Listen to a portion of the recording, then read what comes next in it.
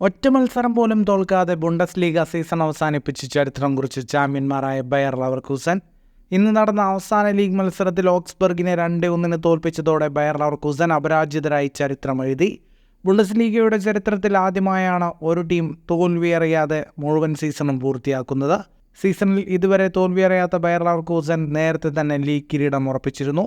ബുണ്ടസ് ലീഗയിൽ 34 മത്സരങ്ങളിൽ 28 മത്സരങ്ങളും വിജയിച്ച ലെവർകൂസൻ 6 മത്സരങ്ങളിൽ സമനില വഴങ്ങി. 90 പോയിന്റുമായാണ് ലെവർകൂസൻ ചാമ്പ്യന്മാരായത്. സീസണിലാകെ 51 മത്സരങ്ങൾ പരാജയമറിയാതെ സാബി അലോൺസയും സംഘവും പൂർത്തിയാക്കി. ഇനി അപരാജിത കുതിപ്പ് തുടർന്ന് ട്രിപ്പിൾ കിരീട നേട്ടം പൂർത്തീകരിച്ച് ചരിത്രം കുറിക്കുകയാണ് സാബിയുടെയും ലെവർകൂസൻ്റെയും ലക്ഷ്യം. ഇനി 2 മത്സരങ്ങളാണ് സീസണിൽ ലെവർകൂസന് ശേഷിക്കുന്നത്.